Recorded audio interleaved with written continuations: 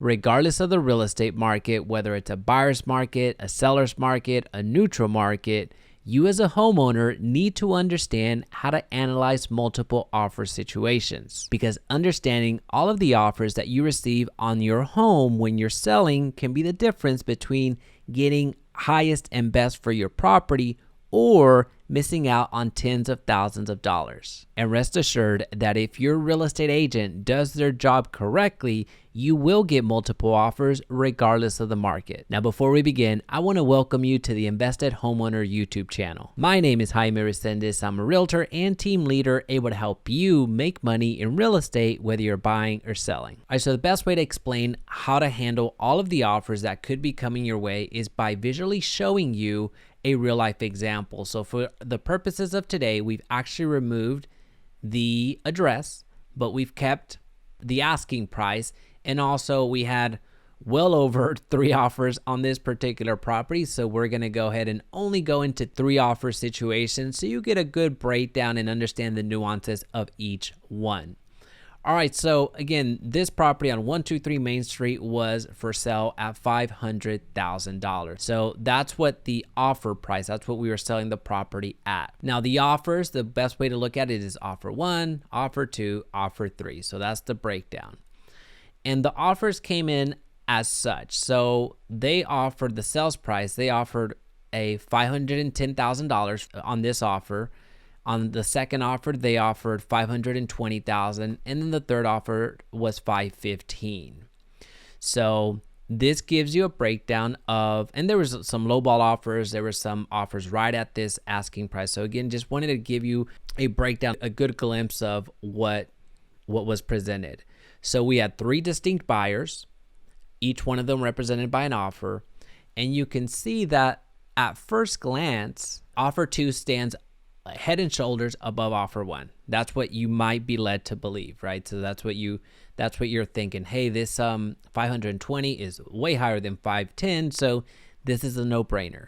And if you don't look at everything in context, and if you don't start making some assumptions, then if your real estate agent is not doing their follow-up as well and asking key questions along the way, then you're not able to see beyond that price. Right? Because it's not all about the offer price. Sometimes it is. Sometimes it's so much higher than anything else and it doesn't matter. But at the end of the day, I'm going to show you how things can break down.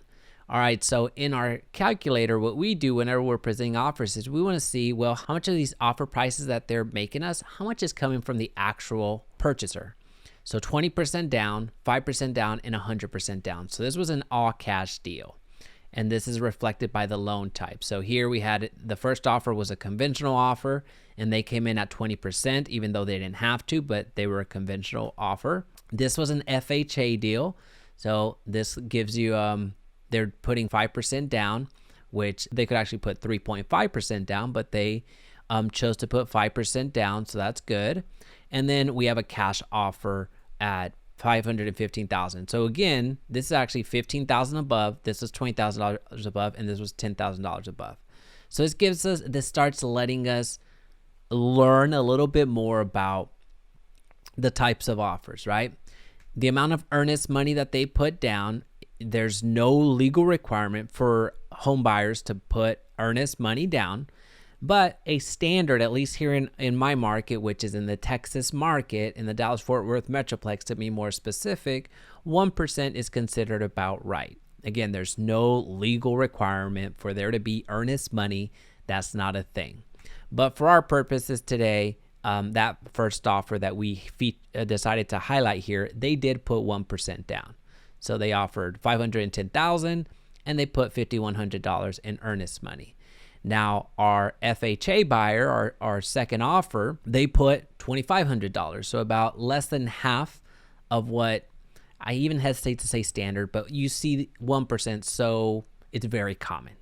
So we're gonna go ahead and just leave that as it is. But yes, it's substantially less, half than that. So that's already telling us something there.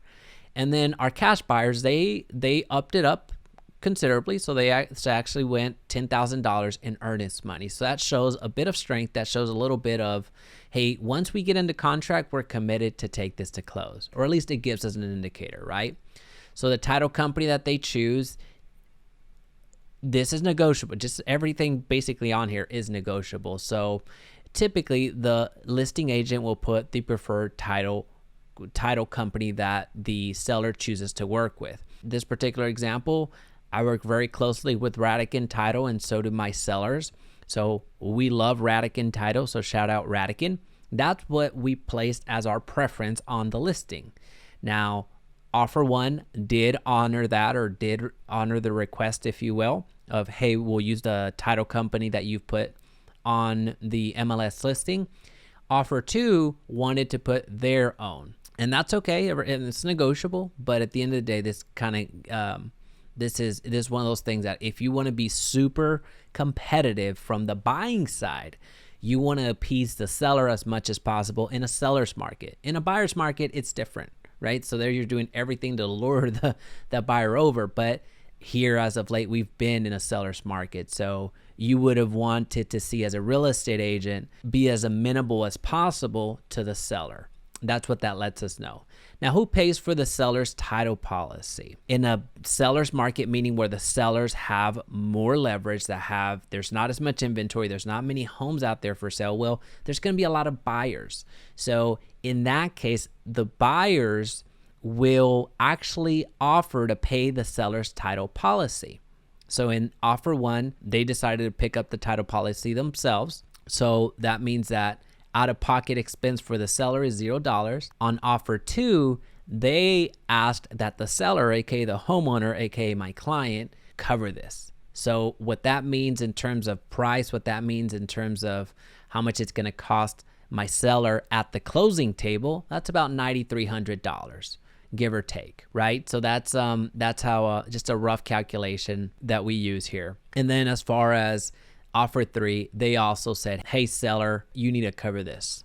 So that means that this is less. This is something that my seller would have to pick up. So that means that we would be subtracting this at the end of the day. All right, so who amends the title shortages? The seller. We're getting into too nitty gritty, so we're just going to bypass that for now. But when it comes to the title shortages, if there's changes on titles that need to happen, at the end of the day, who's responsible for that? Would the seller need to pay it, which is pretty nominal, to be honest with you, or does the buyer need to pay it? So in this case, all three said, hey, the seller, if there's something that needs to be changed within the title for the shortages, then the seller would be responsible. Now, who pays for the survey? Survey is, think of it like your property layout, if you will, which is just a snapshot of what the property includes. The survey lets you know where the boundaries are, lets you know if there's easements, lets you know a lot of things about the property, the land in and of itself, and where the building is, what they call improvement is on the land itself. So if the homeowner has a survey, then this is a material. If the homeowner actually has a survey and haven't lost it, which happens a lot, so just hang on to your survey once you close. If the owner has a survey, there's really nothing here in it. There's nothing too material. But if the seller does not have a survey, then that is an expense. So here what they're saying is the offer one, the first offer said, hey, whether there's a survey or not, or whether the title company accepts the survey or not, I, the buyer, will pick that up. I'll buy that. So for our calculation, that means cool. We don't have to invest in that if we don't happen to have the survey. In this particular case, the survey was there, so it really didn't matter. But just so you know. Now in the second offer, they said, hey, seller, whether you have it or not, the title company wants us to get another survey, or you lost your survey, you're responsible for that bill. So that means that would have been a $450, give or take, depending on the size of the property and other factors. That would cost about $450 to get that survey done. On the third offer, the buyer offered to pick that up. So we can see that offer two is asking the seller for a few things, a little bit more than what offer one and offer three are doing. All right, survey delivered within a certain amount of days. This isn't too material. It does become material when people don't want to move forward with the offer or the transaction, then it does become material. But for all intents and purposes, you'll see all types of days. So the survey must be delivered within a certain amount of days. So some people put 2 weeks, some people put 7 days, some people put 5 days, 9 days. It's all across the board. So there's no standard there. The seller's disclosure, this one is a little bit more standardized. So once an offer is accepted, you don't have to have the seller's disclosure at that time, but within 3 days of execution, all 3 offers ask that we had the seller disclosure sent over. Now, this too is pretty immaterial at this point because most listings already have the seller's disclosure ready to go. And that's actually part of us as real estate agents. That's part of our intake. We need to have this filled out by our clients, our homeowners. But sometimes we as real estate agents will forget to put it on the MLS. So when the offer comes over, it's not scanned in, it's not ready to be executed by both parties. But a good practice is that it's already included in the listing itself. That's how we do all of our listings as well. Home warranty credit. Depending on the market, if it's a seller's market, again, if the homeowner has all the leverage, there's not much inventory out there, there's not many homes available, then you won't typically see a home buyer request a home warranty credit. So home warranty credit is basically saying, hey, I want to buy a 1-year home warranty on this property. So if bigger things like the AC go out or any other bigger elements like that, if they just go out, I want certainty that it's covered. So in this particular case, offer 1 said, hey, don't worry about a home warranty. You homeowners, you don't have to chip in. You don't have to give me a credit for that. Offer 2 said, we want a $500 home warranty credit. Meaning at the closing table, I want you to give me a credit of $500 so I can then turn around and purchase that home warranty. Which all in all, that home warranty is, if you get it, you actually purchase it before closing, and the home warranty company just collect from there. All right. So then offer 3 says, yeah, we don't need a home warranty. We're good. All right. Contingent on selling. So here we have situations where there's renters that are looking to buy for the first time. So contingent on selling doesn't matter, right? They don't have to sell anything because they're renting. But we do have a lot of cases where somebody has to sell their home before they can actually purchase ours, right? So that is a contingency. That is, if our home doesn't sell and I can't buy yours because I need that money to cover this. Well, in this case, the second offer did have a contingency on selling. So they had to sell their home in order to close on this transaction. You can have both transactions happening at once. I actually have a video coming out on that here soon on how to appropriately time both so you're not left homeless. But at the end of the day, this is something that is material to the transaction because that lets you know this strong offer, which appeared to be a strong offer, it has some contingencies on there. That house that they have better be on the market or better be under contract or be very, very close to selling. In some cases, when we receive offers, there's a contingency on selling, but the home isn't even close to getting on the market. And that's your responsibility. Well, your responsibility at the end of the day, but if you're working with the real estate agent, then that is their responsibility to go out and fact find as much as possible to advise you and provide that professional real estate advice that they are getting compensated for. So that's what we do for all of our clients. We make sure that we understand the ins and outs of every offer so we can present something like this to our sellers so they can make an informed decision. All right, so and then this cash buyer did not have a contingency on selling. Now, how many days do they need for closing? Our conventional buyer needed 21 days. Our FHA buyer needed 30 days, and then our cash buyer just needed 10 days. They had the cash in hand, so it wasn't necessarily a thing for them. The reason that it's a 10-day close is because they wanted to go through their appropriate inspection and then also wanted to give the title company enough time to clear any liens, any restrictions that might be there that would prohibit them from taking ownership or possession of the property quickly. All right, so a seller credit buyer. So a seller credit to the buyer. This happens a lot if there's not enough money to cover the fees for a loan from the buyer side. So they'll typically offer more than what is being asked. And then they'll ask the home seller, so the homeowner, in this case, my client, to credit them money at closing so they can cover those expenses. So sometimes they'll do this.